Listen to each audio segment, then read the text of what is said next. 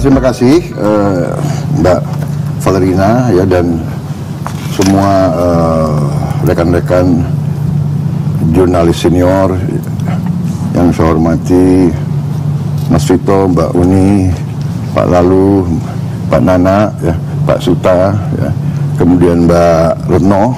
Ya. Terima kasih kedatangannya di sini, kehadiran, dan memang saya merasa perlu untuk saya berdialog langsung ya mengenai 150 hari ini. Sebentar lagi ini 100, kalau tidak salah sudah sampai 150 hari ya. 150 hari pemerintahan yang saya pimpin, sebenarnya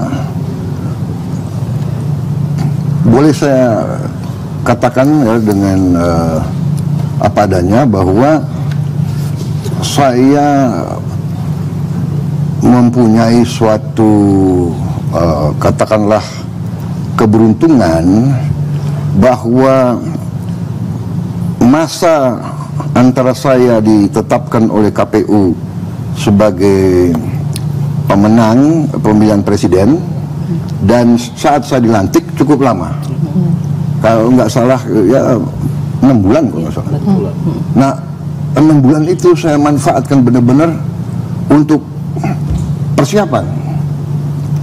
Saya kumpulin beberapa pakar, inti saya diskusi. Tentunya kita sudah punya program, kita punya strategi yang sudah kita umumkan, ya kan. Tapi kuncinya adalah bagaimana strategi yang kita sudah canangkan, yang sudah kita godok, bisa diimplementasi, bisa dieksekusi. Kan kuncinya itu. Gagasan yang terbaik, cita-cita yang terhebat, kuncinya adalah bagaimana eksekusi, bagaimana mewujudkan, bagaimana deliver. Karena itu 6 bulan itu saya manfaatkan. Bisa dikatakan saya waktu itu sudah nggak ada waktu istirahat juga. Memang tidak di cover oleh wartawan, media, tapi kita kerja terus. Sehingga, dan saya di sini saya harus akui juga, saya sangat dibantu oleh pendahulu saya, oleh Presiden Joko Widodo waktu itu. Beliau sangat membantu saya, sehingga sesudah saya dinyatakan presiden terpilih, bukan presiden yang belum dilantik, tapi sudah, saya diajak hampir semua pertemuan kabinet yang bukan bidang saya. Kan saya waktu itu Menteri Pertahanan, tapi saya sudah diikutkan masalah pertanian, masalah ekonomi, masalah keuangan. Jadi saya merasa saya benar-benar memiliki waktu persiapan yang cukup. Nah, waktu kita mulai, ya sudah, kita sudah mengerti apa yang harus dilaksanakan, execute. Jadi sebagaimana sudah diketahui dan sudah bertahun-tahun saya merasa bahwa pembangunan Indonesia, ya, pembangunan ekonomi Indonesia itu kuncinya adalah landasan yang paling kokoh, yaitu swasembada pangan dan swasembada energi dan swasembada air. Dan ternyata memang PBB, ya, United Nations, dan hampir semua perencana dan pemikir ekonomi seluruh dunia melihat masalah yang dihadapi oleh dunia di abad ke-21 dan di saat-saat sekarang justru adalah itu, food, energy, water, yang mereka sebut FAW, food, energy, water. Jadi saya berkeyakinan itu, dan disitulah tim saya mewujudkan. Berarti apa? Kita harus swasembada pangan. Bagaimana caranya swasembada pangan? Kita harus bikin efisien, semua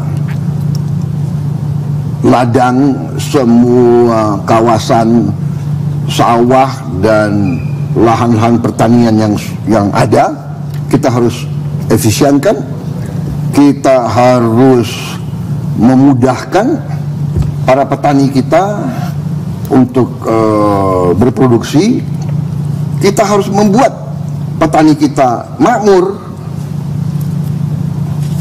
karena perkembangan 30-40 tahun menunjukkan bahwa anak-anak petani banyak yang tidak mau jadi petani lagi, meninggalkan desa-desa karena merasa bahwa kehidupan petani kita itu identik dengan susah, dengan miskin. Jadi saya memperhatikan itu puluhan tahun, sejak saya masih muda, mayor, bahkan saya sudah melihat masalah Indonesia adalah masalah, kuncinya adalah antara lain ya masalah pertanian. Dan saya belajar sejarah, semua negara kuat dan semua negara besar dan semua negara sukses pertaniannya kuat, pertaniannya sukses.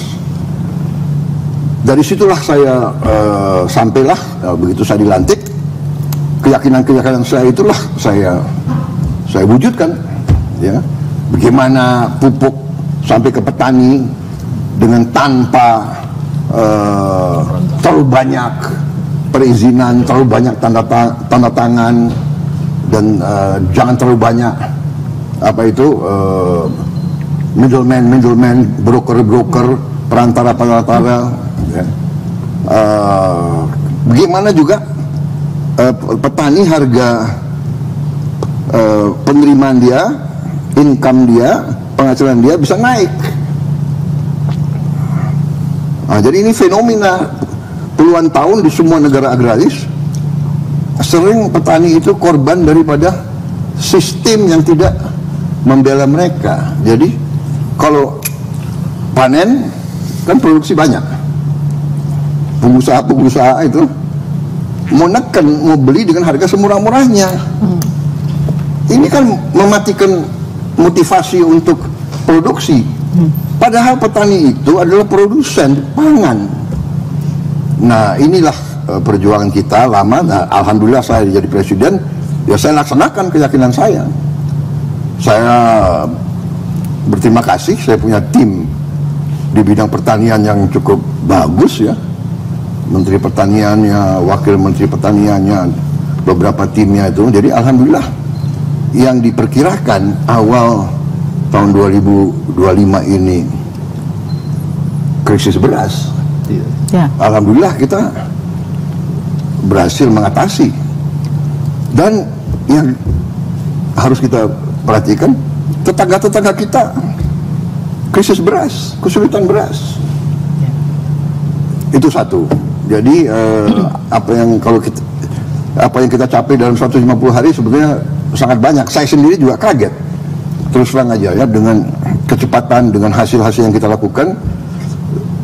Dan ini saya harus katakan ya, bahwa ini adalah hasil kerja keras tim saya, kabinet yang saya bentuk.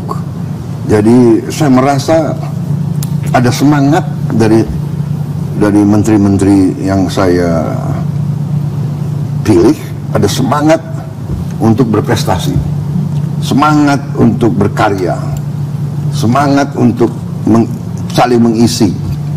Jadi saya merasakan itu, sehingga banyak sekali yang kita bisa capai. Pertama, khususnya menghadapi Lebaran ini dan Ramadan ini, bulan Ramadan ini, saya merasa sangat terkesan. Pertama, bahwa harga-harga sembako terkendali. Kan saya sering mengatakan saya sudah lama jadi orang Indonesia, ya kan? Jadi saya mengalami tahun 60-an, tahun 68 kita krisis pangan. Kebetulan ayahanda saya waktu itu Menteri Perdagangan, jadi ikut mengurus. Jadi saya besar di kondisi itu, dan selalu urusannya adalah harga beras, harga gula, minyak goreng, daging, telur, dan sebagainya. Jadi saya alhamdulillah pada saat saya presiden, lebaran saya pertama, Ramadan saya pertama, harga-harga aman. Itu saya sangat merasa saya sangat merasa bahagia. Dan menjelang itu mungkin hampir tiap 2 malam saya telepon Menteri Pertanian atau Wakil Menteri Pertanian.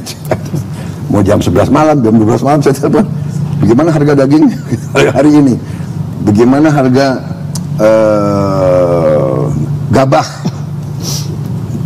gabah kering panen berapa di kabupaten ini, kita pantau. Jadi saya sangat senang Menteri Pertanian itu dia punya pos komando, ya. Dia pantau seluruh daerah. Laporannya masuk. Ada dashboard ya. Ada, ya itu. Dan saya pernah datang pagi-pagi, saya sidak, mereka lagi monitor semua kabupaten dan sebagainya.